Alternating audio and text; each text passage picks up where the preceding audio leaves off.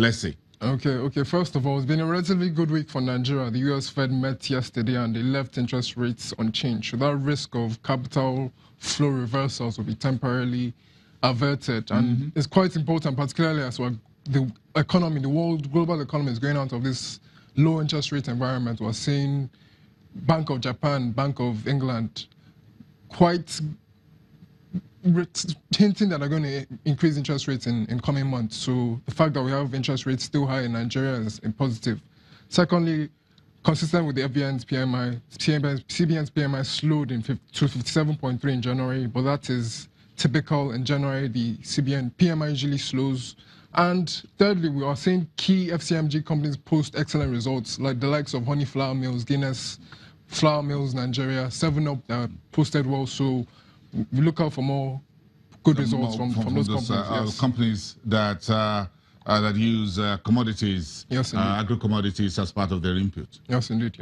And thirdly, the price of oil is slightly up today to $68.94. That is attributed to a weaker dollar because the Fed left rates unchanged. So it's quite a breather yesterday. Yes, and a parting shot, or what you call a goodbye for Janet Yellen, the Fed chief. Yes, this is her last meeting at the FOMC. Yes, indeed. That's it. So she'll be sorely missed. Yeah, she'll be sorely missed. The first Fed chairman in quite a female Fed chairman in quite a history.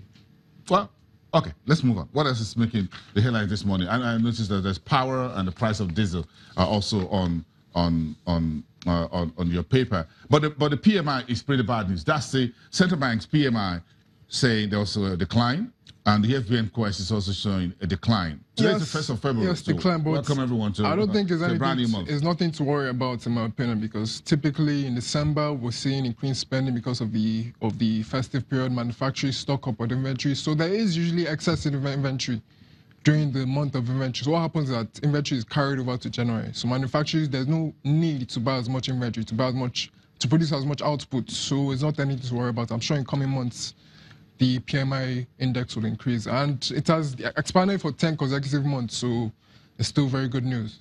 Yes, still good news. But let's move on quickly to the world of oil. Is this some good news that Nigeria is going to bed with Niger, our largest northern neighbor, as far as building a refinery? This is the first of such oil and gas partnership Nigeria is having. Yes, I did. I think it is excellent news. The fact that we're partnering with Niger Republic, that would quell that kind of smuggling of our refined products from Nigeria to border countries.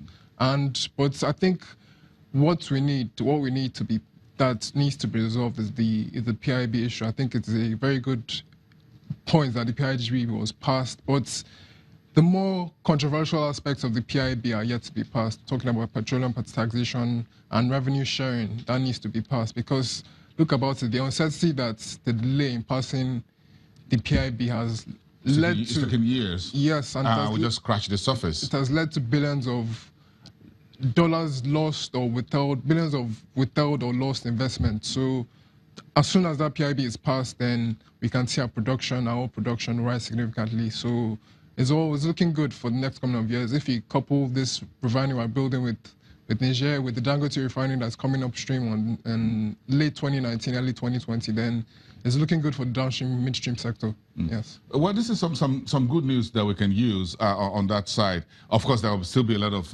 analysts and folks still making their comments as to why are we building a refinery up there, because the crude is not coming from Niger Delta. The crude is going to come from Niger, part of their own production. How much of this will be in terms of dollar naira and kobo for Nigeria in this handshake? Maybe when the contract is formally finalized, we'll know how much this is costing Nigeria, because we got to put some money on the table for this relationship. Yes, indeed. And also, I think there's also plans to build a pipeline from Lagos to going through, I think, Ibadan to Kano State.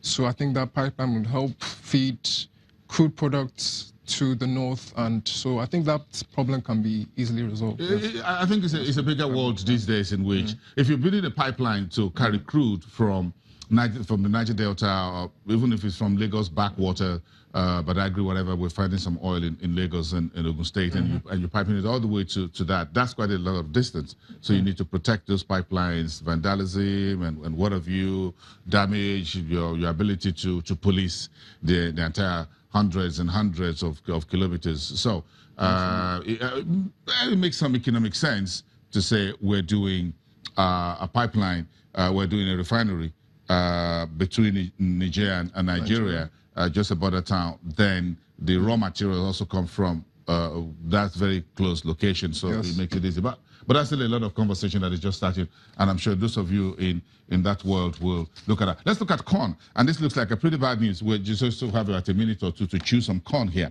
This is not some good news about the corn output because of import and because of pests.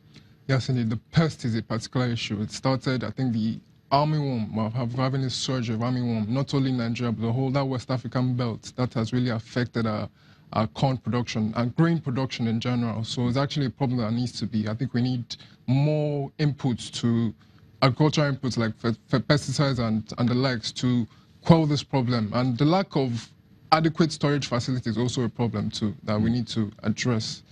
And so, like, it's not good news. Corn, we're doing well in products like rice, but the grains were lacking there. So hopefully this year would.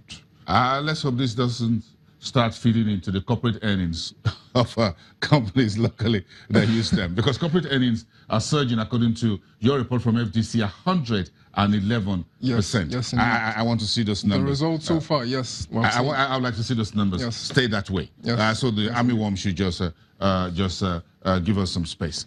Thank you very much. Enjoy the rest of your day and the rest of your week. Adimo Kwesa from Financial Derivatives Company. You've heard the PMI numbers both from the Central Bank and from FBN Quest. Nigeria's manufacturing declined in the first month of the new year, but the analyst says there's no cause for worry. Let's come back and talk about the world of fixed income.